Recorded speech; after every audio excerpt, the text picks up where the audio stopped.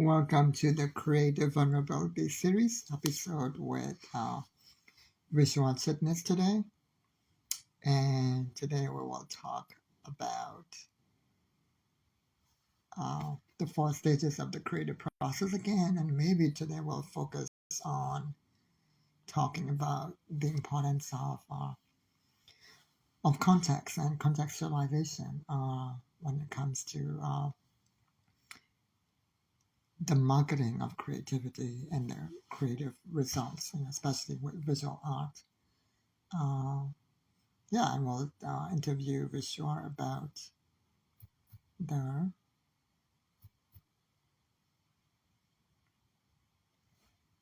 creative process. All right. So while we wait for Vishwa, I want to remind people what this live is about, especially for those who are watching the replay. So it is about the 4 stages of the creative process, adapted from Graham Wallace, with basically a reminder to creatives that the creative process happens in stages, that it takes longer than you expect it to be. So don't beat yourself up if you are having so-called writer's block or other creative blocks.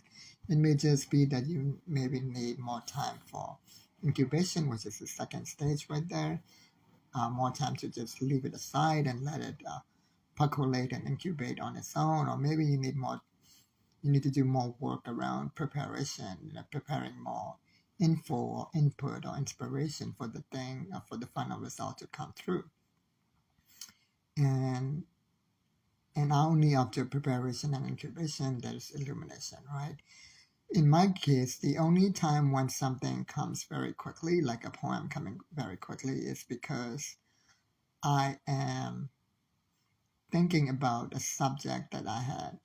I'm writing a poem about a subject that I had been thinking about for many years. Like my poem Intertwined came very quickly within a few minutes because I was working on the subject matter called Joy and Sorrow by Khalil Gibran, which is a poem that I had been reading and rereading and thinking about for 15 years.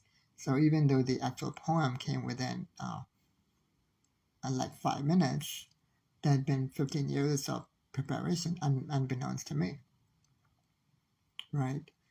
And so it's important to be aware of that. Like now, when I'm working on a completely new topic, that's when I really need to go through all of these stages on purpose. There was a poem that I finished recently that I wrote that took me like about 2 or 3 weeks to create, where I started with creating a whole mind map first.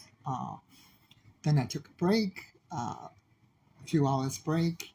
I did the mind map in the morning. Then at night, I put the topics into, I made a topic list out of the mind map. Then I slept through the night. The next day, I put the topics in order. Then I took like 2 weeks break after I put the topics in order. From time to time, I might write a little bit more here and there, but I would stop and let it incubate furthermore. And then finally this week, the poem came through, and it was totally worth the wait. And some artists even take, a few years of incubation. I know Sade takes 5 to 10 years between coming out with albums. And as a fan, it's totally worth the wait, at least from my perspective, because her every album, her every song is one of my favorite songs of all time. Like, it's so amazing, every single song. I don't think there's ever a Sade song that I don't like. So the fact that she takes 5 to 10 years between albums, I don't mind at all. I truly appreciate it. All right, Vishwa, our guest is here. All right.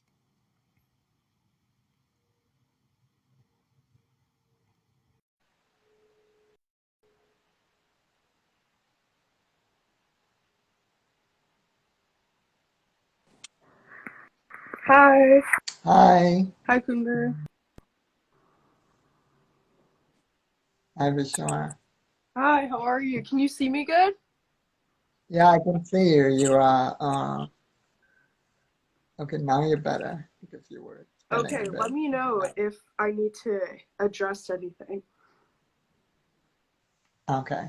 Yeah. Yeah. Welcome to this show, the Creative Vulnerability series, where we have creatives talk about our creative process.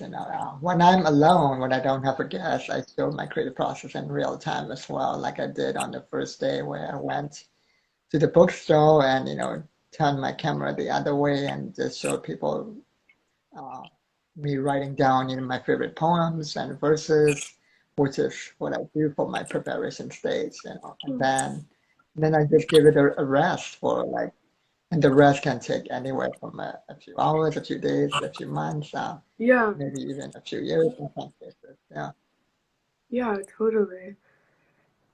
yeah. Yeah, So yeah, tell me about your creative process. yeah, like you had just said, like sometimes I find myself it takes time. I think that the time it takes to cultivate inspiration, it really depends. Last project I had worked on, I had the idea for to make these shirts and these bags Mm, over like a year ago, and I had it was one of those things where I knew I didn't want to rush everything, and I it wasn't until I think a couple weeks or a month before I released these shirts and these bags that I had the idea to make the until I had the idea to make it baseball themed, because one day I just took a walk and I came across a baseball field and got reminded of how I grew up around baseball a lot because my brother played baseball, and I got mm, reminded of like how much inspiration baseball aesthetics bring me. And so it's one of those things where I really don't like to rush projects I'm working on, because there's mm, just so many different ways that life can inspire you, and it's sort of like a in intuitive feeling. Like sometimes I'll know that, okay, this is what I want the project to be, and release it that way. And then I really think like uh, not rushing something and just taking my time has really like helped me a lot. And just I don't know, I there's so many different ways I get it inspired, and so every project is different. mhm. Yeah, yeah, yeah, exactly. Yeah. And I think when you truly take the time and let it grow, like that's why I see it as growing a tree, right? And from the Right. seed to to the plant. Like even like the cacao tree, I think takes like 3 years at least to actually become cacao. Right. And that's why like some people, some organization, I mean some companies you have starting to use regenerative agriculture Mm. for uh, for growing cacao, and it's kind of even known as beyond organic because uh, since the cacao tree takes 3 years to grow, like uh, what are farmers to sell in the meantime, right? So this is Mm. where regenerative agriculture helps not only with for the environment because it's more healthy for the soil Right. and monoculture, right? When you grow different plants together that help each other grow.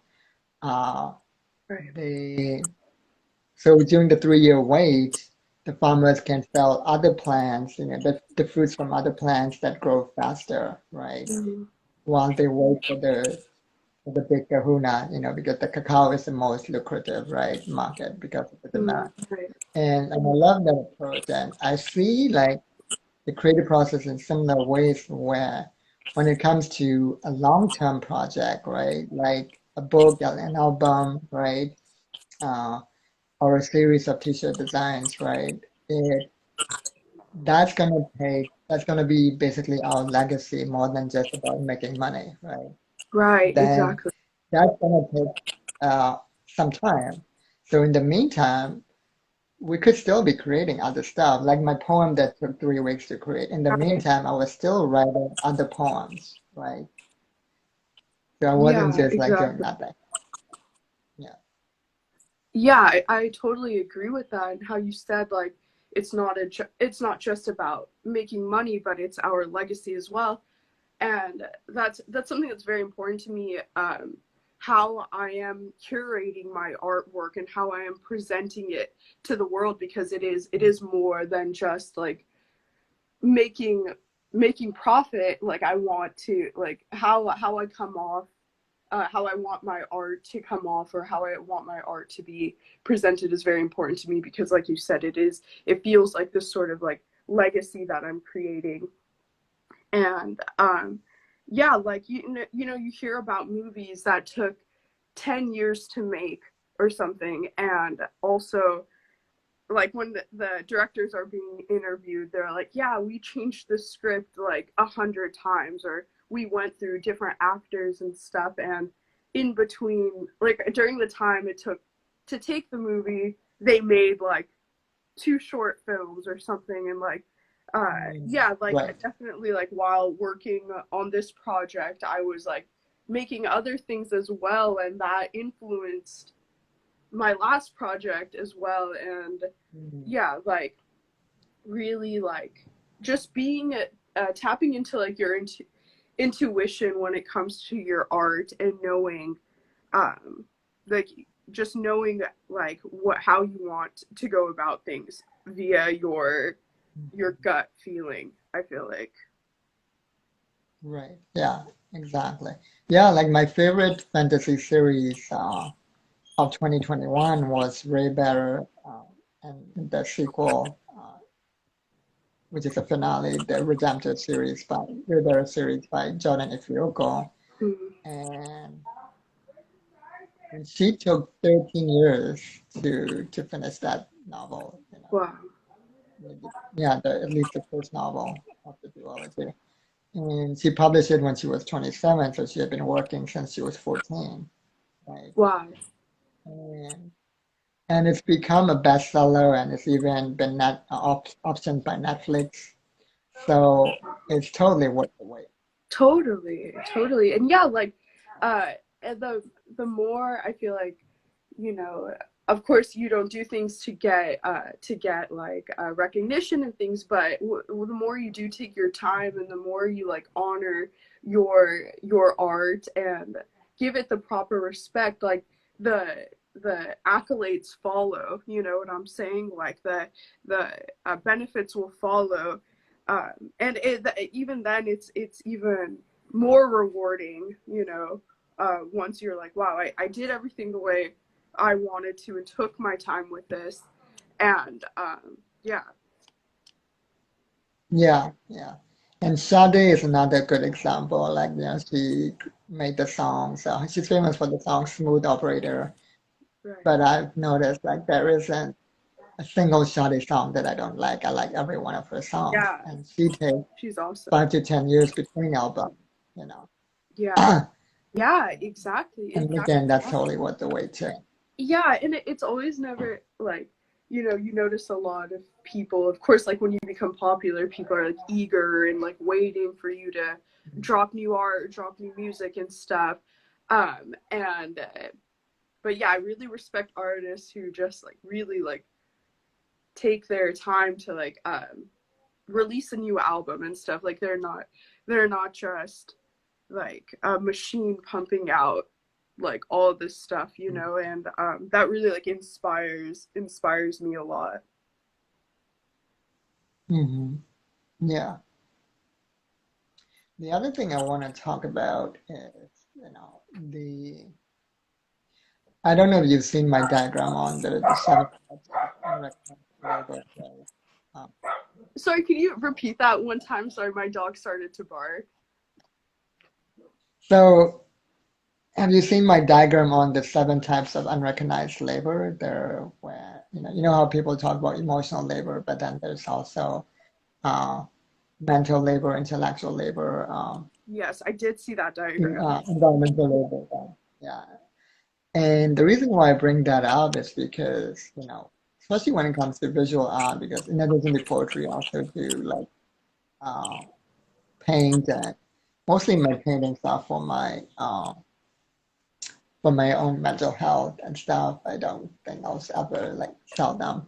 But like I think about like, maybe I will sell one or two of my t-shirt designs, right? Like I wrote a poem in which I said infinity is the opposite of perfection.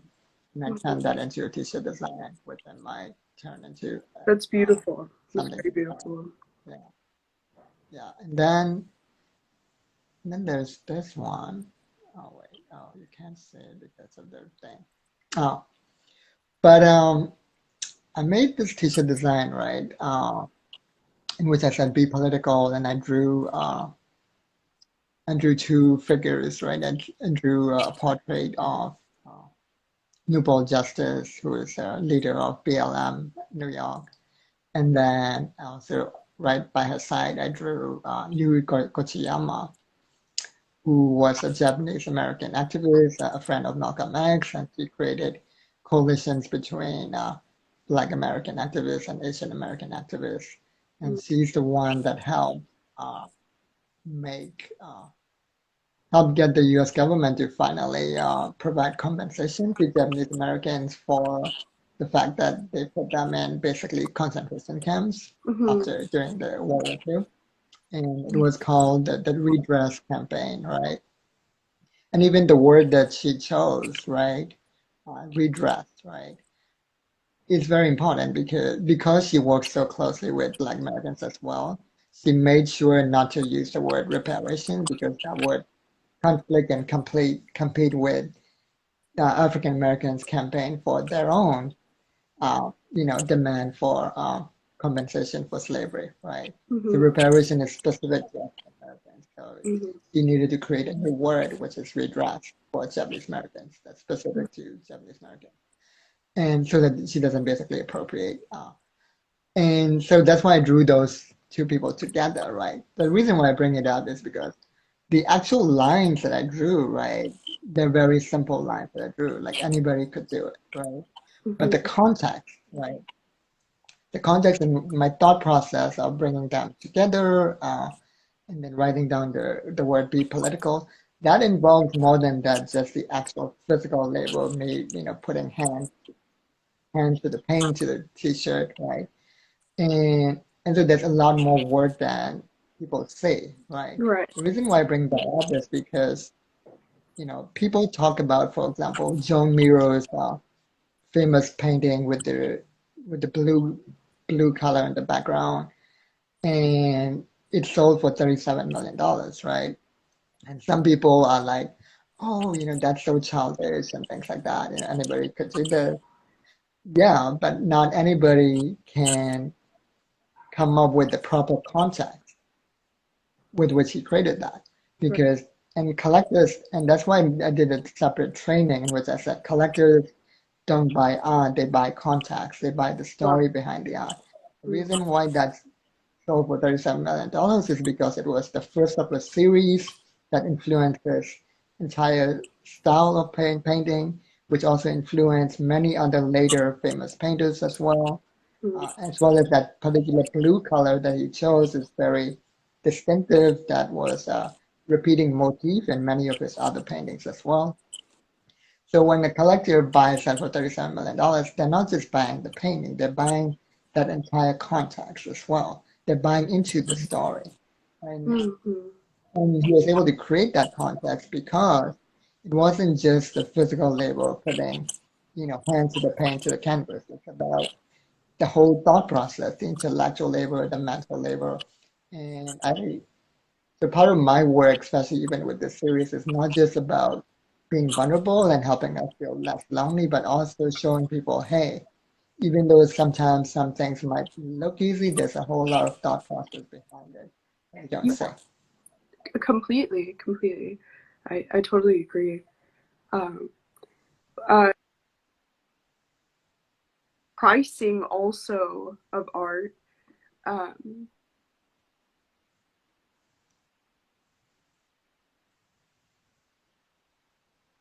Oh wait, now you're spinning again. Am I spinning too, or is just you?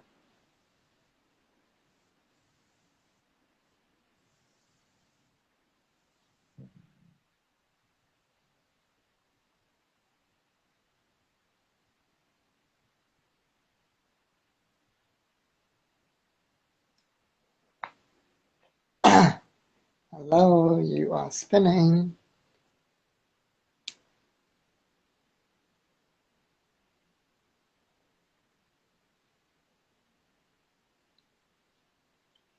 Um, Let me end this live so that we can. Hmm.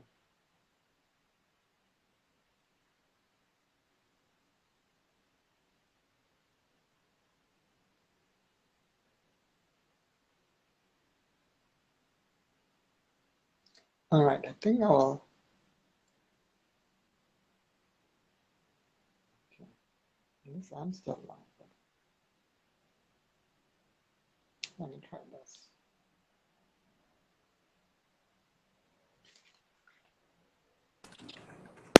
Hi. Oh, yeah, now you're better. Yeah. Sorry about that.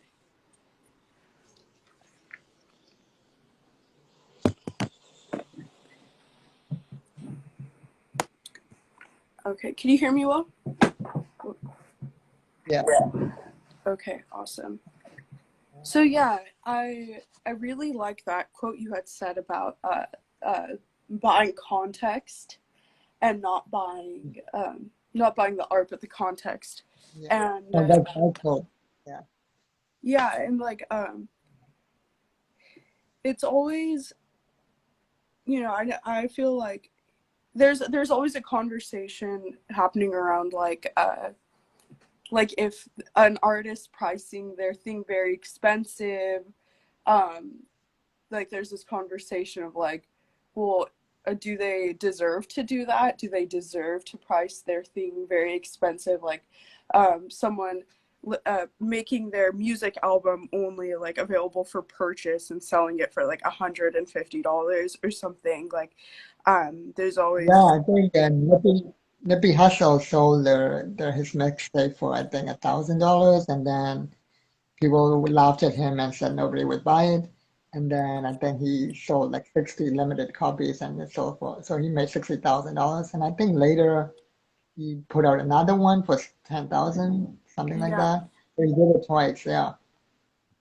yeah, like, and I think that, like, they're even if no one buys it and stuff, I think that Yeah, every artist can price their thing at 150, and yeah. it's it's part of the history, it's part of like the moment in time, and I think they're it's a it's a good way for artists to make money, that I feel like there's a lot of entities out there that don't give artists or don't let artists make don't let there's a lot of entities that don't enable profit for artists. So I think having this like free reign of like pricing art at whatever you feel like it is very important. And there's gonna be someone out there who resonates. Hmm. Yeah, yeah, exactly. Yeah. So like as part of your creative process, like, and also I think part of, the context is creating a relationship with your audience, Mm-hmm. which back in the day, in the time of Miro and people like him, it was kind of harder since we didn't have social media. Right. I feel like today with social media, we have an unprecedented opportunity. Like we have a way to build a relationship with the audience so that they Totally. buy into our art even more. Totally. So, like, what's your process behind creating that relational context with the audience as you go about creating your art? Right. Yeah, so I like I mentioned before, the curation of my art on social media I feel like is very important to me. I always want to take into consideration like how is this going to come across on social media? Like is this going to be like received well in the sense of like visually, like is my, are my followers or whatever, are they going to like just scroll Mm, past it, or are they going to be like, oh, what is this, you know what I'm saying? And so I my process is, or like how I like to present things on social media of my art is like very like intentional. You know, I like mm, to, you know, put things out kind of slowly in the sense of like letting the art speak for itself. Like I don't um I don't really like post a bunch of what I'm doing or a bunch of like the thing I just put out. I like to put just a couple of posts and like let that sort of marinate on my Instagram and like let that speak for itself. mm, And I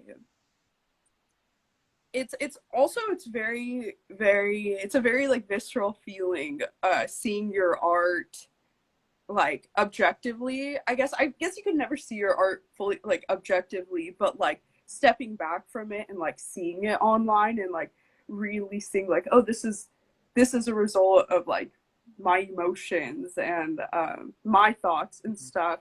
And I've been told before like, oh, this like struck a chord in me, like seeing this and things like that. And that's like always like really good to hear, I guess, like because that's how it feels for me. Like it feels like this like such a it feels like such a result of like my own emotions and thoughts. And like that's something that is very like important to me and like sacred to me, that like when I release these things or I'm presenting it to other people, I want it to speak for itself, and I want it to like let it breathe. Like just have like a couple of posts or one post and just like let that breathe, you know what I'm saying? Like I don't want to mm, like hit my audience over the head with like a lot, mhm. you know what I'm saying?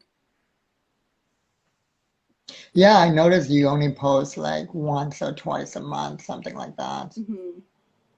Yeah. Yeah, and it's almost like, I don't know, it's just like what feels most natural to me, I guess.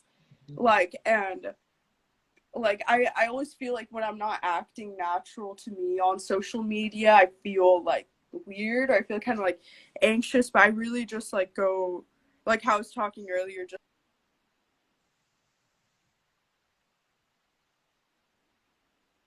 notification. But yeah, like yeah, I just like acting on social media, like how I feel like intuitively, you know.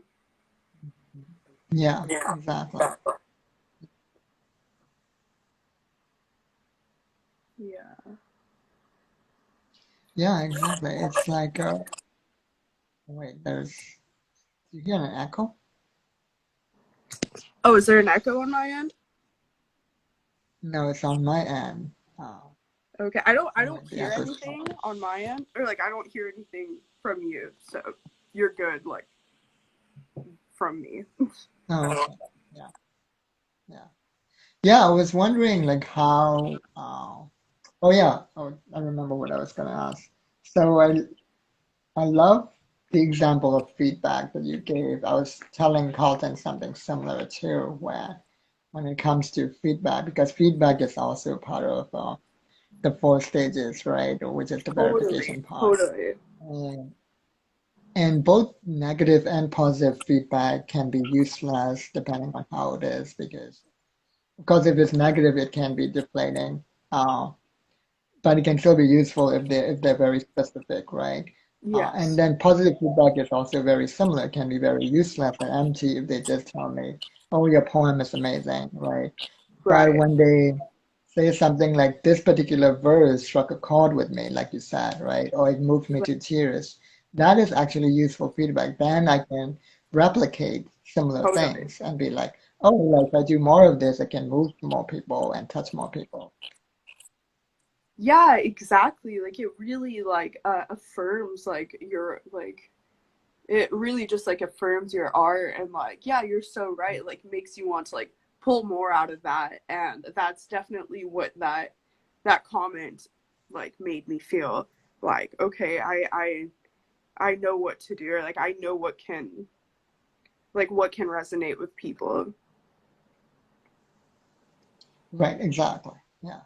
Yeah. Like the more specific the feedback, the better it is, whether it's positive or negative. Like Right. even with negative feedback, if they just say, this is this is bad, that doesn't do anything for me. But if they say, oh, this particular line made me pull away or made me question something, then that's better feedback.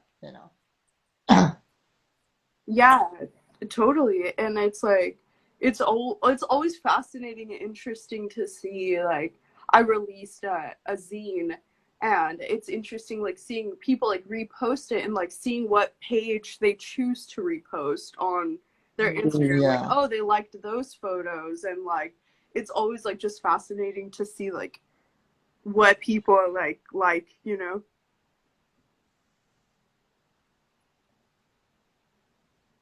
Right, exactly. Yeah. Yeah, like it's so, and yeah, that is another example of like almost a feedback without any words, right? Just Right. them posting a particular thing, right? Yeah. Right. So tell us more about your art. So you do photography, you do visual design, especially like fashion design, like with your bags and stuff, Right. and the zine, and then you're also a model, and oh yeah, congrats on getting the modeling gig with, I think, Uni. Yeah. Yeah, thank you so much. Thank you. I saw that the photographer who shot that had joined earlier, so I want to give a shout out to Monica. Uh, and Awesome. yeah, so ever since I was little, my mom is also an artist, and so I kind of grew up around her, like taking photos, making films. She would take us to film festivals growing up, like me and my brothers, and like we'd be volunteering at these film festivals. And I don't know, I'd just be around a lot of like entertainment related things. And ever since I was little, like I always knew I wanted to be a part of that in some way. And like, you're also a Gemini like me. And as a Gemini, Hmm. like I'm sure you can relate on having a lot of different pockets of interest. And since I was a kid, I always had like so many interests. And Yeah. I like, you had mentioned photography first, so I'll start there.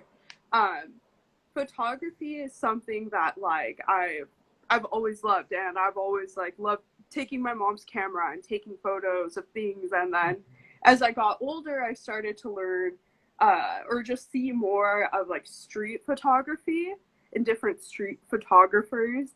And and I really like, that was the type of photography that like resonated with me a lot, because you see a theme throughout. Like street photography is just like capturing these moments in time that you see all the time. Like you see someone on the street like holding up a weird sign, and like those are just things you see like in your day to day. And to capture those kind of like those moments in time, that's something that's like always resonated with me. And I love taking photos of my friends as well. And yeah, like it's, I think photography is just one of those things where it's like it anyone can, like, everyone takes pictures, you know what I'm saying. But yeah, like photography is all, like holds a very special place in my heart. Like I get very very excited to um load up my film camera and like go take my film to get developed. And even just taking photos on my phone, like it's amazing that we have these things in our pockets that we could just like take pictures with all the time. But yeah, I think photography is something that like I'm just always gonna do throughout my life, even just for myself, not even to like put anything out, but just to like have photos for myself. And whenever I feel like okay, I have like a good collection of photos right now, and maybe I want to put out a book, like I'll do that, you know. But yeah, photography has always been a place where I feel like I can express myself the most, and I feel like natural, like holding the camera and stuff. And now moving to like clothing and like fashion, back to Mhm. when I was a kid, I've always loved clothes and like admired like the construction of clothes and the shape of them. And like growing up and like seeing my mom like wear all her like 90s clothes, and also just like watching movies and TV shows and like really like studying what people were wearing in these shows and movies. Like I I would watch even like the kids shows and stuff, like what Hannah Montana and things. Like I would be like, oh, she's wearing these pants, she's wearing these like shirts. Like Selena Gomez is wearing Converse right now, like I want a pair of Converse. And just like not just like watching without like just watching it, letting it fly over my head, but really like taking into account like, oh, this is the trend right now, as like me as a kid, like, you know what I'm saying? Like, not saying I'm some sort of genius, but like it was always like I really like studied the things that were on TV and really studied like what was going on during that time, and that really like influenced how I dressed, like the media I was consuming. And I don't know, I feel like I've always had this innate sense of like style or like innate admiration for clothes. And I'll get these like thoughts in my head of like just like a shirt or something that doesn't like exist, but like in my head like it's like the perfect shirt. And it wasn't until like a couple years ago that I was like, I think I want to start making clothes myself. And 2021, like early 2021, I took a sewing class, and I was like, okay, I'm not intimidated by a sewing machine anymore. I I I know there's a lot for me to learn still, but that really like put a battery in me to start like to look at the possibilities of the things I can make.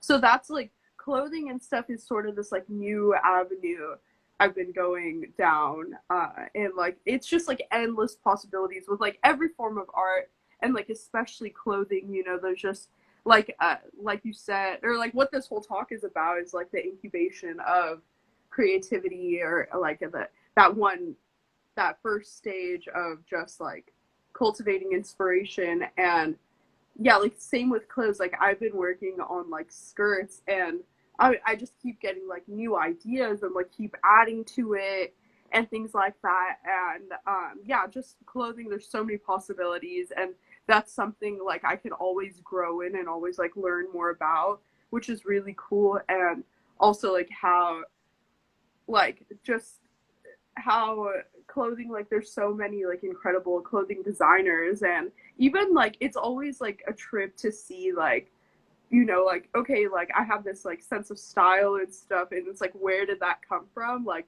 And then you come across like a designer, and I'm like, oh, I wear clothes like this, but this designer's like from the 90s. It's almost this like interesting thing where it's like, even though I've never seen this designer before, somehow their art and their work has been trickled down into like me like wearing that style. It's just like Mhm. it's one of those things where it's like you never know like how like your art or anything is like affecting other people, or like how far it's going to like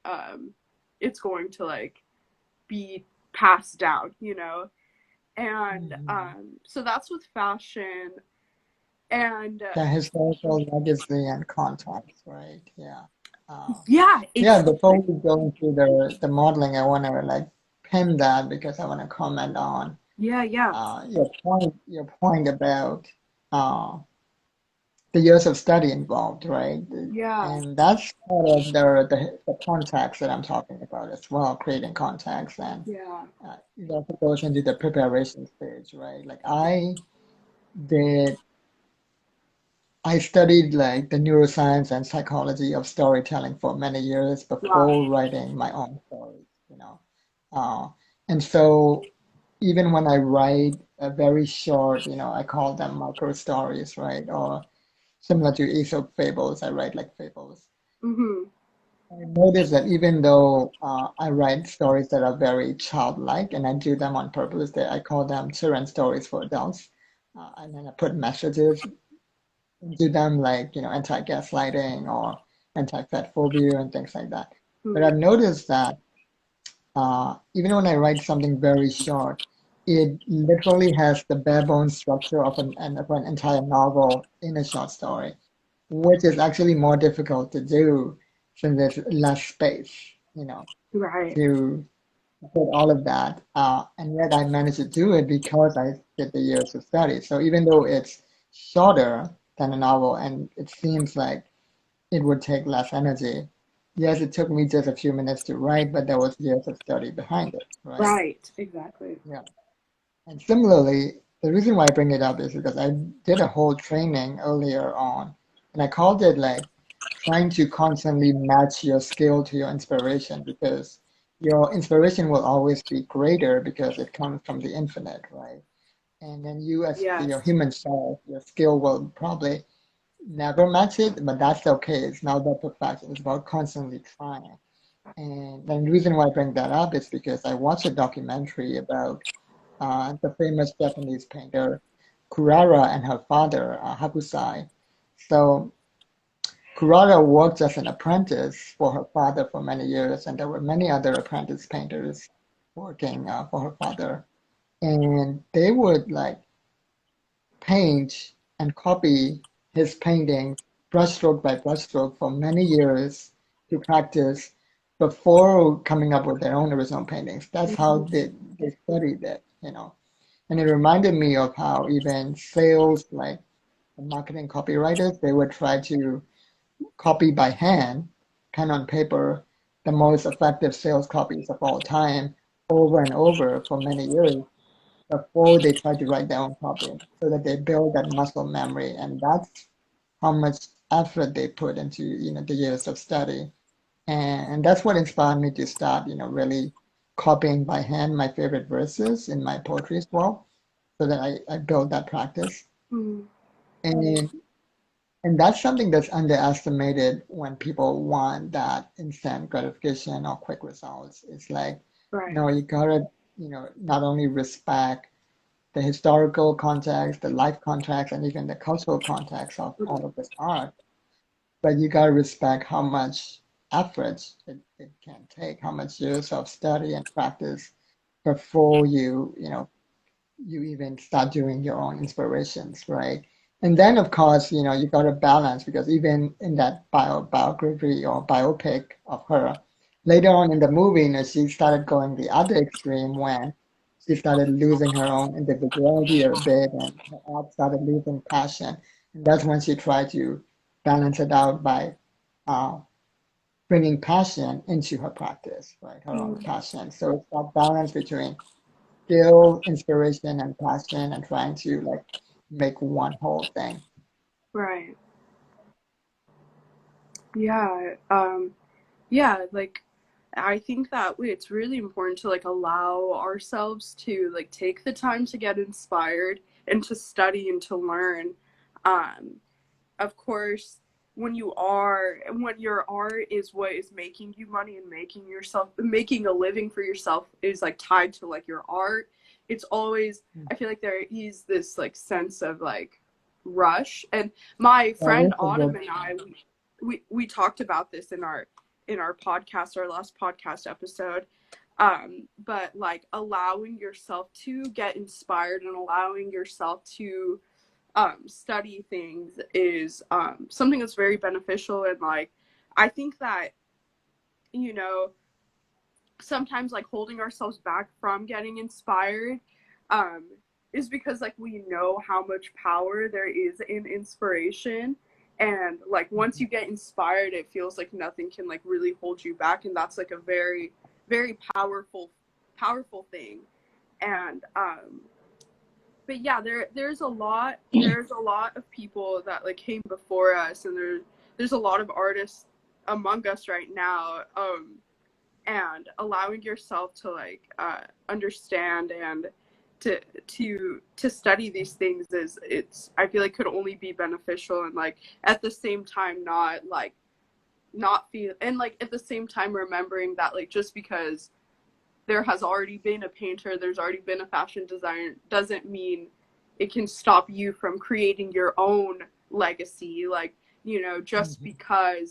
uh, just because like Kanye West is like a very talented musician doesn't mean like you can't also create your own legacy. You know what I'm saying? I feel like we live in this time that like there are so many possibilities, and like you said, with social media there's like so many different ways to like put yourself out there and really get momentum going. But like also like just because there are great artists that exist doesn't mean you also can't be a great artist, or you can also reach a level of success that you desire, you know. Like that's just like one of those things, like there's always going to be more. And so like not letting yourself like bringing yourself down because there is like a lot of greatness around you, and like remembering that like you are also great, and your art can also like deserves the or can reach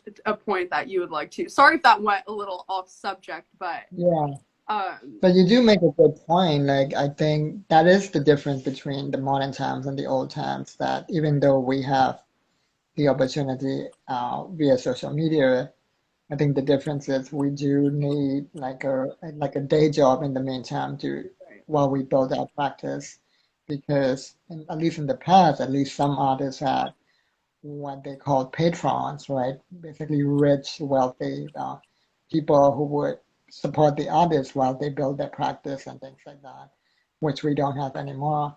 And I think when Patreon was created, they were trying to replicate that Patreon model of the past, but instead of one oh, one interesting. single rich, wealthy donor, they decided to equalize and democratize it by having like 1,000 people pay you, $5 a month. That's 5,000 a month, which can at least pay you your rent and food, right? At Totally. least in some cases. That was the idea behind it. Although for me as an artist, like, is trying to promote my Patreon becomes its own labor. That was too much for me. Uh, so we still need like a better system. But yeah, I do see your point. Like, we need something to make an income in the meantime while we build our practice. Yeah, exactly. And I feel like there is like a lot of like, or I don't want to say a lot, but there, you know, I there is like that discourse kind of that's like, oh, if you're not a true artist, if like you're not a true artist if like you're, say like your work doesn't get like any attention or anything, like and you feel like you need to take a break, like you're not a true artist or something. Like I've heard that like discourse before, but I think like it's Mhm. important for like everyone to remember that like we live in like late stage capitalism and things like that, and like people need to take breaks. And like I feel like there's a lot of like not saying that's like a big thing that people talk about, but I like hear that a lot. And like I don't know, there's just like, but then also at the same time like people are very like, I think very aware of that, like okay, we need to like while we are artists, like we and we still need to make money and stuff, so that like there people are respectful of that. But I really like don't like the guilt that comes with, I don't know if you've heard that before, but I don't know, like I think that like yeah, like not everyone is going to be able to have like 1,000 Patreon subscribers and things like that, you know. And Right, uh exactly. Yeah. that doesn't take away from like your want or your like your desire to create art, you know. But I understand how like it can be discouraging at the same time, but it doesn't make you any less of like an artist just because like you have to take a day job, you know what I'm saying? Like Right, exactly. Exactly, totally. Yeah, yeah. Which is a good segue into the modeling thing, because hmm, modeling is another thing that some people might say it's not a true art or that, they might look down upon it as just selling our bodies and stuff like that, Right. which can be for some people. But I feel like it depends again on the thought process behind it, right? Because I haven't done officially modeling, but I kind of did a photography series about 3 years ago. I Mhm. hired a photographer to photograph me, and I put out a specific series of photos. And the reason why I did that was when I went online and I started looking for portrayals of negative emotions. I don't even call them negative anymore. I call them difficult emotions like sadness, anger, frustration, shame, guilt, etc., right, or defensiveness. Uh, I didn't find a single Google pic that made true justice to these emotions, which showed that Right.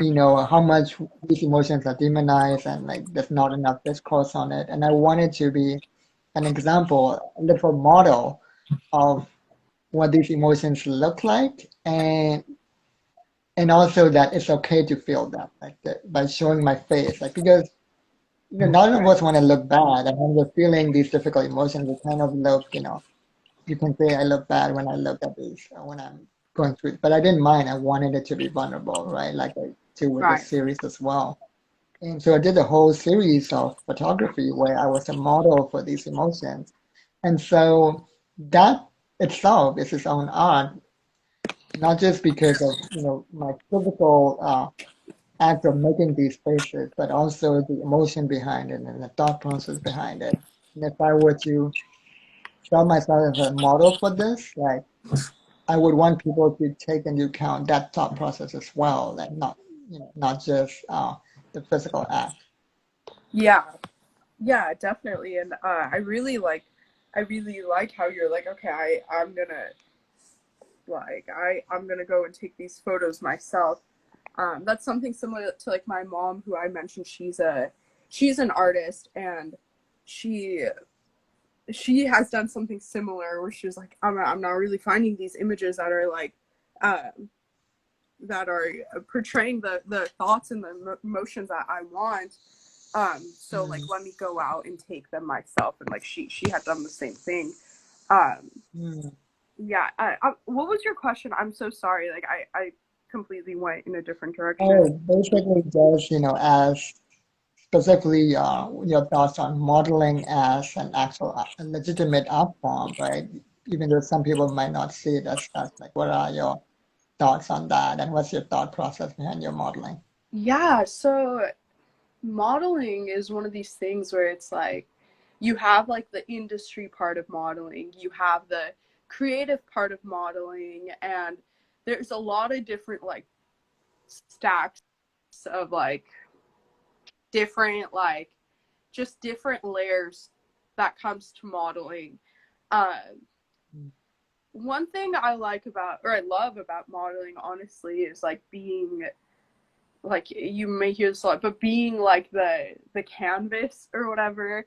Right. Usually, like when I'm modeling, I like it's always via the creative direction of like the photographer, like the brand, or like the creative director and things like that, the art director, and that in itself is art. And like because they work very hard to curate like their to what to lay out the shoot. It's not just like getting in front of the camera and taking the pictures. Like they're doing like months of preparation depending on the job, and like creating mood boards, and like picking out the specific clothes. Like you have the photographer, you have the stylist, you have the hair, you have the makeup, and like all of these people play such a key part in creating this like image. And that it's like it is art, and I 100% believe that. And of course there is the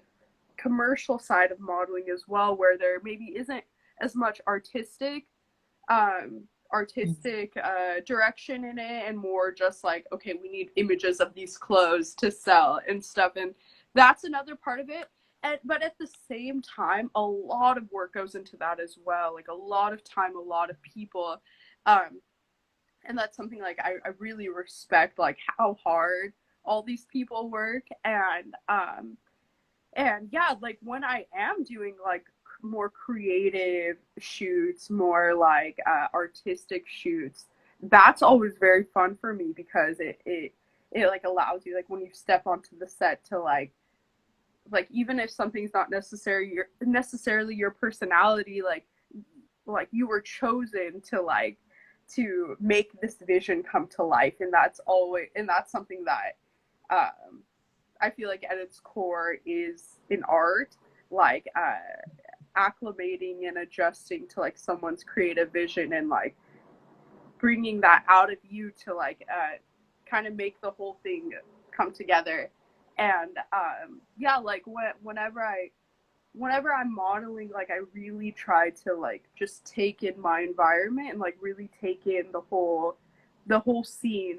And just like I don't know, I'm always thinking about like who like what they want, I guess, like, and what how can I do my best to bring what they want, but in my own way, and bringing myself into it, and kind of like making it my own as well. And that's always super fun. And you know, it's definitely like a collaborative effort. And like it's just like Mhm. making a movie, you know what I'm saying? In that when you're making a movie, you have the director, you have the writer, you have the producer, you have the actors. Like it's a team effort. And just the same as like it takes like a team to make a movie, it's like the same with like shooting like a campaign and stuff. And I you know, there are definitely like there are the avenue, like the parts of modeling that are very industry based, very like,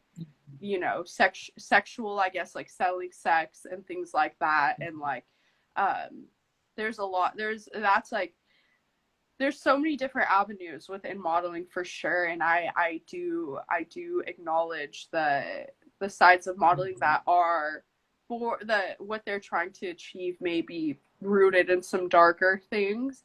Mhm. But Yeah. like these big campaigns you see, like you know, in magazines and billboards, like there's so much like art that is within that. And like I said, like it, with when talking about fashion, like studying the history of it, like a lot of these like photo shoots I'm on, like they're very well aware of, like, you know, the history of fashion and things like that, and makeup and photography. So it's just like they're, and like I don't know, like how we dress and makeup and things like that, it's such like an integral part of like our culture. Like and yeah, there's just like a lot of art within that, and a lot of history within that too. And yeah, modeling is definitely an art, you know, like you have to like know how to like move your body and stuff. Like the same with like dancing, like dancers like Mhm. are able to like, communicate emotion through their body movements and stuff. And that's like very similar to modeling as Mhm. well. Yeah, exactly. In fact, it's almost like modeling is like frozen dance in some ways, because 100%. when I did my modeling with those the motion series, like it Yeah. wasn't just about my face, it was also like what I was doing with my arms and hands, with my legs, you know. It was like my whole body, like because emotions are expressed not just in the face, but like through your whole body language. So Totally. and yeah, there is a lot of thought process behind on both sides, right? The model and the photographer, right? Yeah. And the creative director, if there is one. Yeah, Although in it's my case, I typically was both the like, model and the creative director. yeah, it's interesting. Like you'll see a shoot, like you see a magazine, and it's just like a photo of like, it looks like a very simple photo, but there's like 20 people behind the camera, you know, who made that photo come to life, and they all have such like an Exactly. integral part to the Mhm. vision. And I feel like that's something You a lot should of people may collaborate with not us. know. Yeah, like I feel like that's a part that some people may not know, like about modeling, is that like how many hands go into creating these Mhm. images and stuff, and um how hard like Yeah, like the they costume truly work. designer, all these people. Yeah. Oh, sorry, Kundan. I think I'm like losing you a little bit. Oh, yeah, like you were, I was just Oh, agreeing with you, like, like the costume designer, the creative director, the photographer, yeah. even the lighting director, right? For the lighting. Lighting, exactly. Yeah, yeah. the, yeah, like there's just like so much that goes into it, and it's just like it's just a valid form as art is like anything for sure. Even like back to like me making dropping those shirts, and like I had photographed my little brother and Karina, who's this amazing girl. Um, that a lot of work went into that, like to get those images. I had to get like someone, I had to find like these baseball pants. I had my friend Natasha help me with hair, and like my older brother was there to like give me some like a baseball inspiration of like certain like poses and things like that.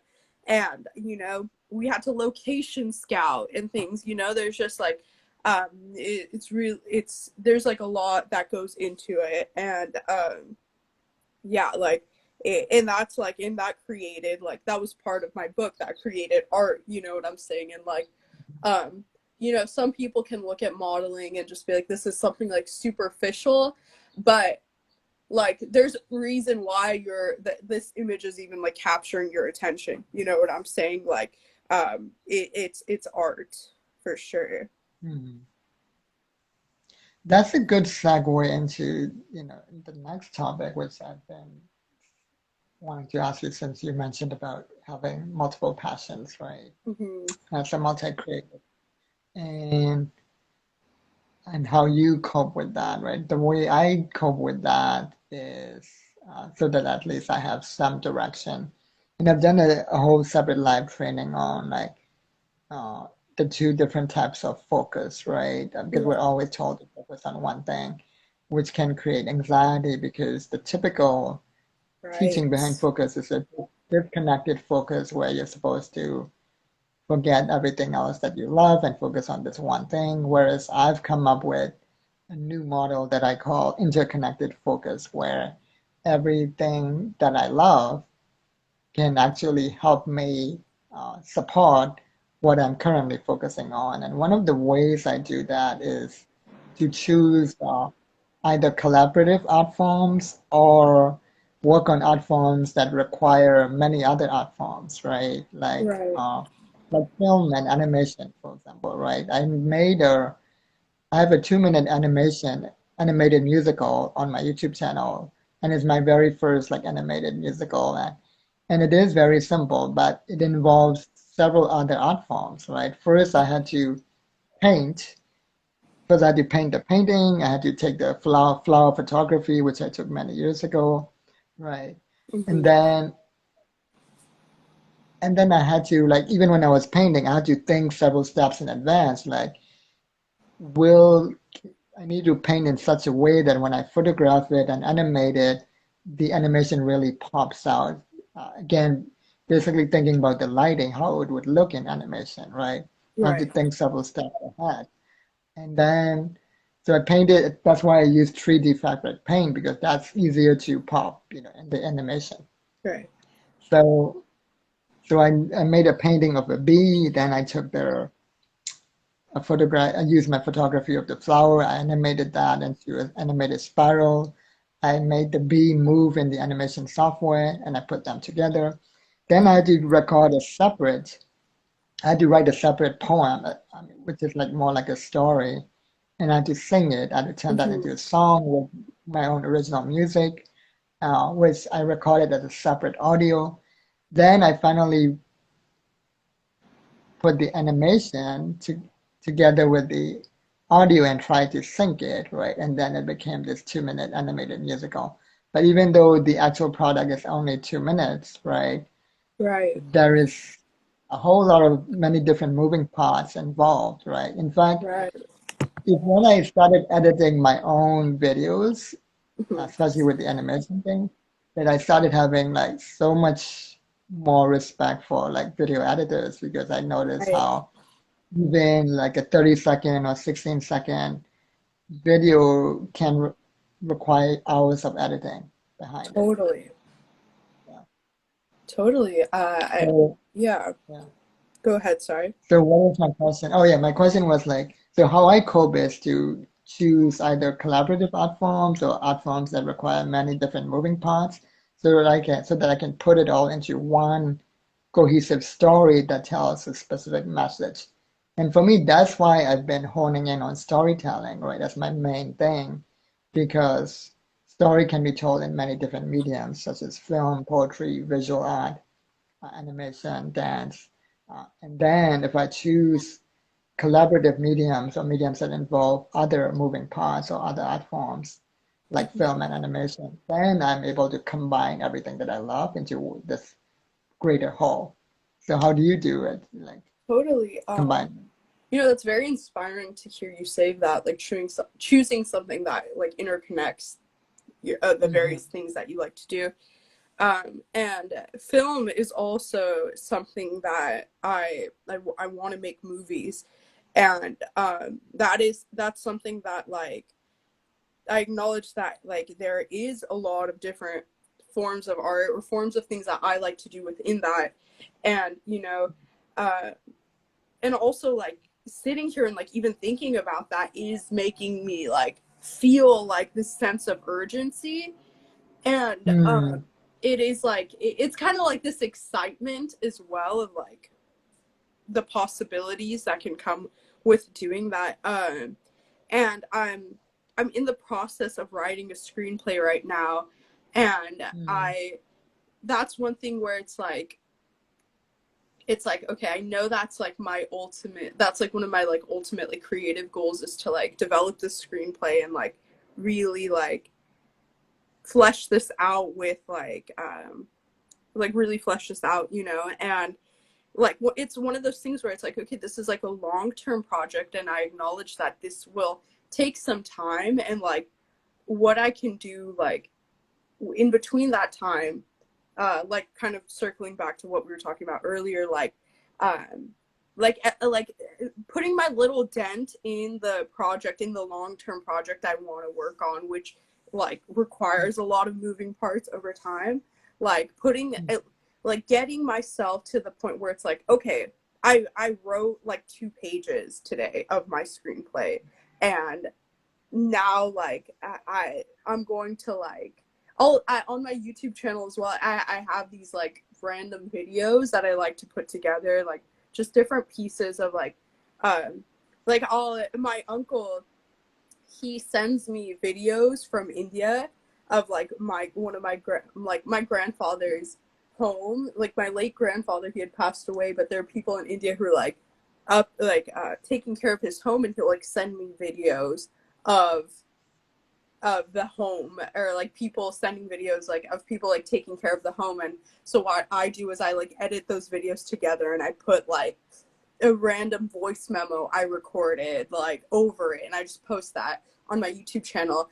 And that's kind of scratching the itch of my like filmmaking that I want to like Yeah. scratching the itch of the filmmaking that I know, like okay, I know I right now like this film is going to take a while for me to make, so let me like scratch the itch in like different ways that also like inspire me as well.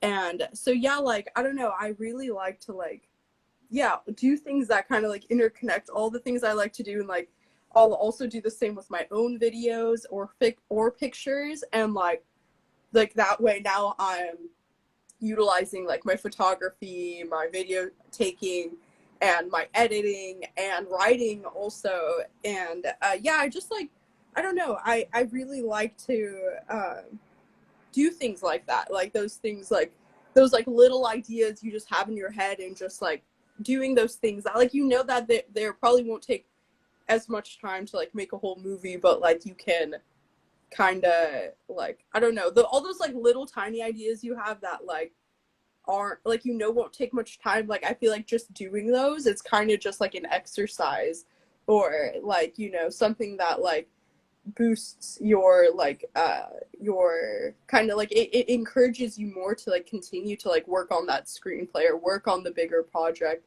and stuff. I hope that like answered your question. I start like Yeah. but yeah, like I don't know, I that's like one thing I like to do, as well as like make like little videos on my YouTube channel. I don't really like promote those things, but like I think I might start doing that because I'm really enjoying what I'm doing over there.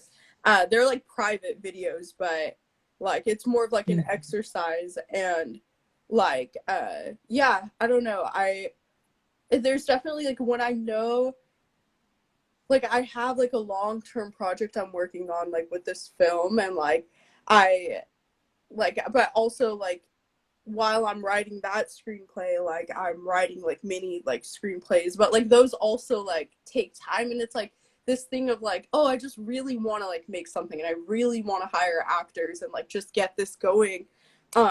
But it's like I know that I'm not there yet. Like I know I'm not to that point, but like I always have this like sense of urgency, which like is like anxiety about not about like feeling like I'm not doing anything because I'm not putting anything out, you know what I'm saying? And like that's where I have to be, that's where I have to like give myself that reminder of that, like if you rush something and like put it out, like you're not going to be happy with it, and that's going to make you feel a whole lot more anxious than Mhm.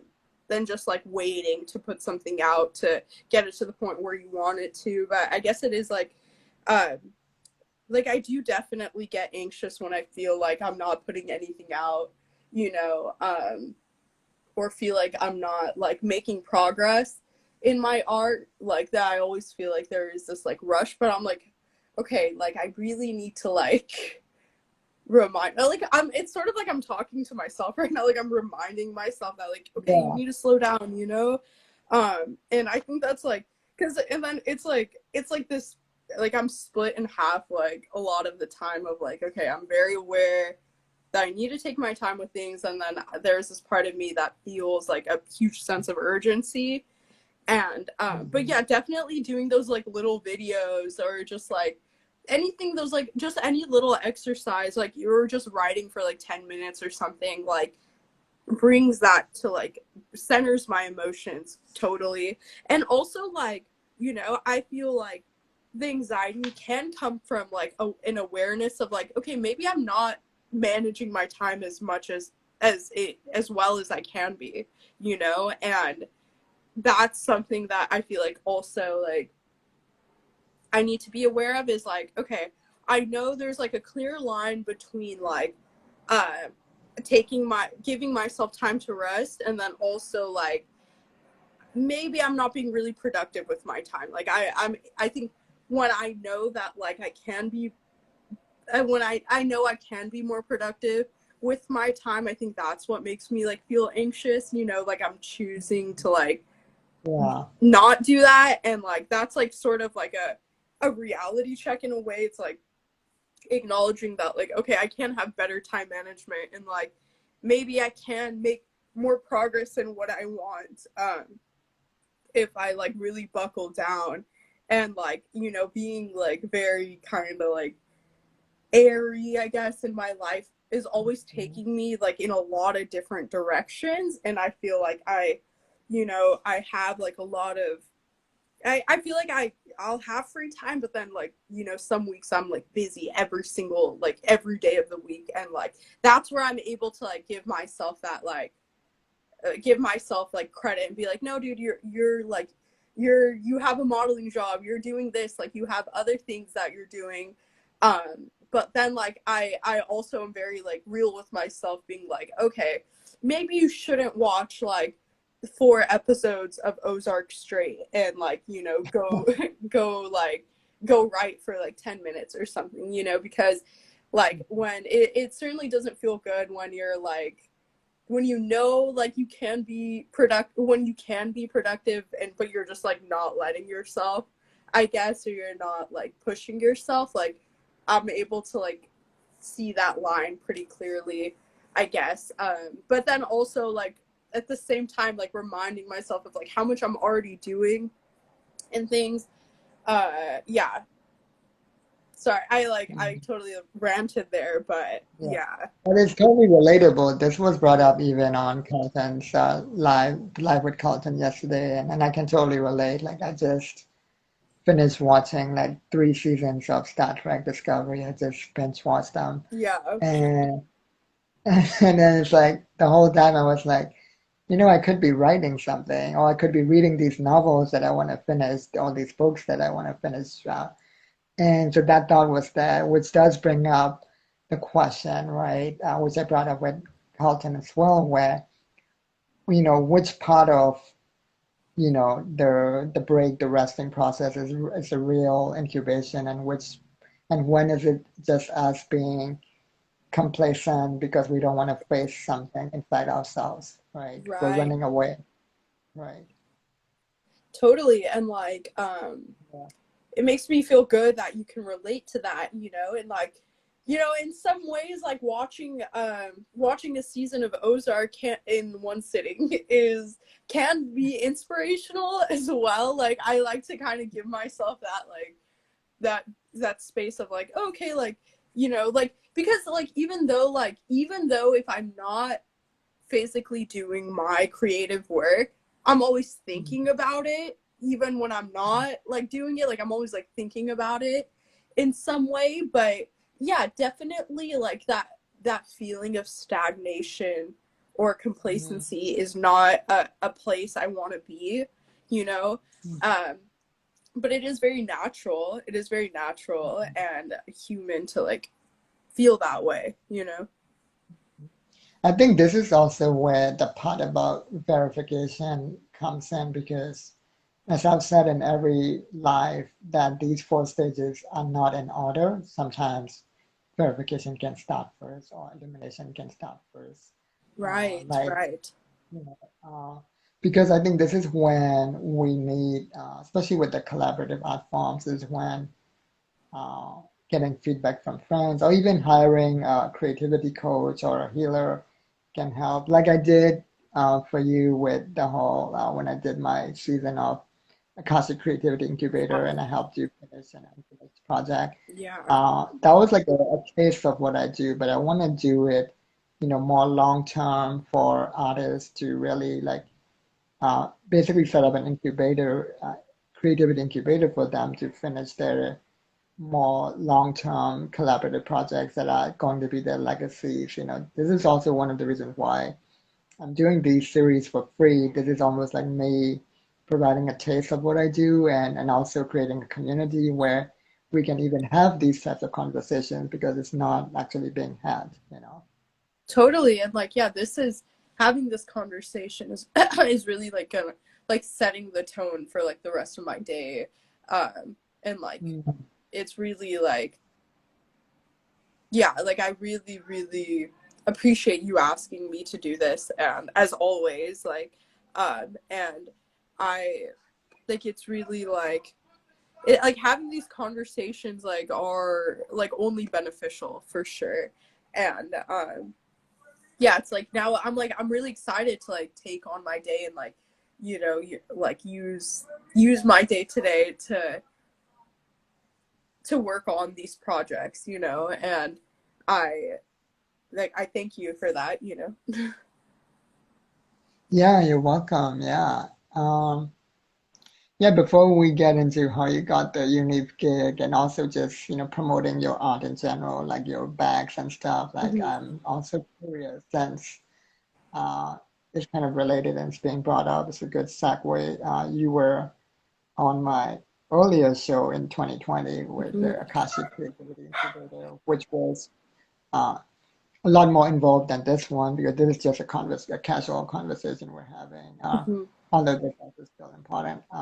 With that one, we actually gave you an Akashic Records reading, went into your Akash, and you promote your finished project, and I helped you finish one unfinished thing. So, like, what was that like for you as somebody receiving the session? Like, what was your, if you remember, like, what was your number one transformation during the session and also since then, since it's been like I think 1.5 years at least, like how Yeah. did it like change you like since then? Yeah, I think like since that talk, I really like that was sort of like the start of oh sorry. that that was sort of the oh my god, I keep dropping my phone, I'm so sorry.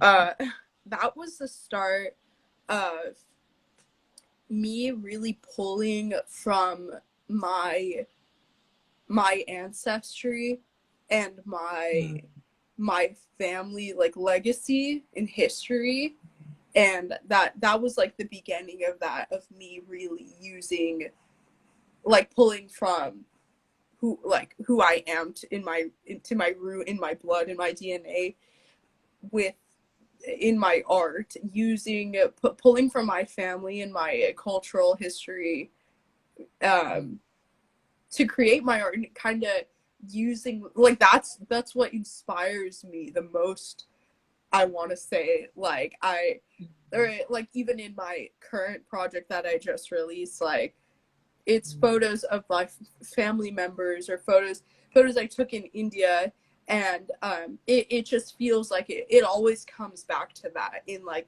even in different forms of my life, it always just comes back to my history and my family, and preserving that history. And that's something that's very important in my family, especially with my mom, like preserving like Indian history. And since mhm. that talk that we had a year and a half ago, that really like it was like that was like such a that was like an inciting moment in my life, for sure, to continue to pull from my history and continue to pull from my ancestors, and what that means to like its core, you know what I'm saying. And that was certainly the beginning of that, like that inspiration that has like carried me like this whole time, and is still like the root of like my art and stuff. And everything I'm doing is always can be drawn back to like my culture and my history. And yeah, to think about like a year and a half ago, and like seeing how that's like developed into like what I'm working on right now, is just like incredible. And yeah, that was definitely like around that time that really like set the tone, you know. That's so awesome. I'm so glad that that was like, the beginning point or the inciting incident that you Yeah, found your definitely. number one source of inspiration, which is your family and history legacy. And I think that's why I do what I do. I think that's, I've heard other creatives say that as well, that necessity of family inciting point for the rest of what they do. Oh my god, I'm so sorry. Yeah. Yeah. Yeah. So is there, oh yeah, tell us how you got the unique gig, because I looked up the Instagram and they have like at least like 1 million or so followers, or it's Mhm.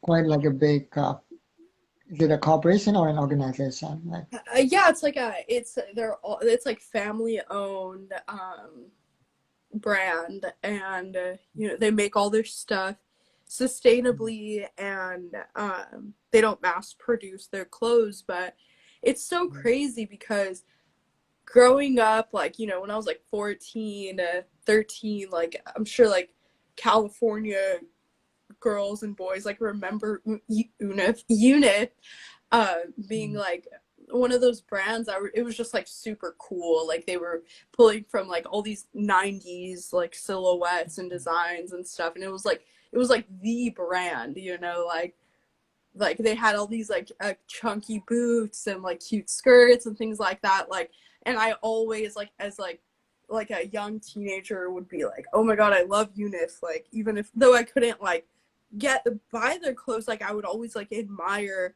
the clothes and stuff. And so fast forward, being 22 now, um they're one of their creative directors who like joined